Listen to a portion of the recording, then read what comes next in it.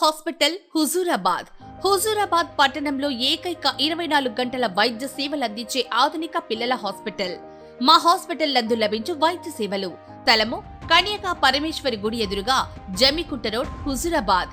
మీ బిడ్డ ఆరోగ్య భద్రతకు సంప్రదించండి. విజేత పిల్లల హాస్పిటల్, కన్యకా పరమేశ్వరి గుడి ఎదురుగా జమ్మికుంట రోడ్, హుజూరాబాద్. వీణవంక మండలంలోని ఇసుక క్వారీల్లో నిరసన కార్యక్రమం కొనసాగుతుంది. డబ్బులు ఇచ్చిన వారికి మాత్రమే ఇసుక లారీల్లో లోడ్ చేసుకుంటున్నారని, డబ్బులు ఇవ్వని వారి లారీలు ఎన్ని రోజులైనా లోడ్ కావడం లేదని లారీ డ్రైవర్లు నిరసన చేస్తున్నారు. వీణవంక మండలం పోతిరెడ్డిపల్లి గ్రామంలో లారీ డ్రైవర్లు నిరసనకు దిగారు. తాము దూర ప్రాంతాల నుంచి ఇసుక లోడ్ కోసం వస్తే ఇక్కడ ఇసుక క్వారీల సిబ్బంది ఒక్కో లారీ 1000 రూపాయలు తీసుకొని లోడ్ చేస్తున్నారని, డబ్బులు ఇవ్వని వారి లారీలు లోడ్ కావడం లేదని ఆరోపిస్తున్నారు. గత 15 రోజుల క్రితం ఇదే మండలం పోర్కల్ గ్రామంలో లారీ డ్రైవర్లు రోడ్డుపై బైఠాయించి నిరసనకు దిగారు.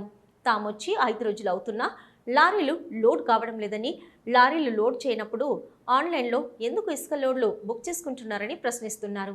తాము 5 రోజుల నుంచి తిండి లేక లారీలు లోడ్ చేసుకోవడానికి వేచి చూస్తున్నామని, తమ సమస్య ఎవరూ పట్టించుకోవడం లేదని ఆవేదన వ్యక్తం చేస్తున్నారు. ఇప్పటికైనా తమ సమస్యలు పరిష్కారం అయ్యేలా అధికారులు కృషి చేయాలని కోరుతున్నారు.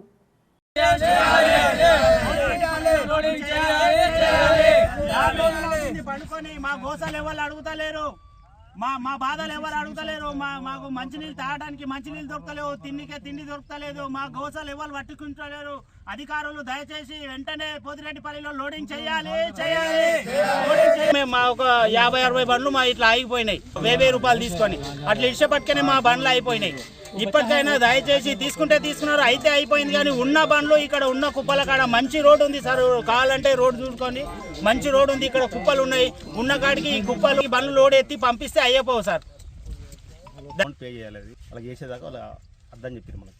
3 రోజులు ఉంది అన్న, 3 రోజులు వర్షం పడుతుంది. నిన్న మనం లోడ్ చేసేటప్పుడు ఏమైందంటే రోజు 2 బండ్లు ఖరాబ్ అవుతున్నాయి, ఎక్సెల్ ఇరిగిపోతున్నాయి. వాళ్ళ ఆ విషయం వాళ్ళతో తెలుసు, తోటి డ్రైవర్స్తో తెలుసు. వాళ్ళకి ఇంకా ఉంది, వాళ్ళు ఏం చేసే వాళ్ళు పేమెంట్ వచ్చేదాకా ఇళ్ళగా ఇసుక తీయకూరి మాకు అవసరం లేదని చెప్పి అన్నారు. మాకు పేమెంట్ వచ్చినా మీరు అప్పుడు స్టార్ట్ చేసుకోరని చెప్పి రైతులు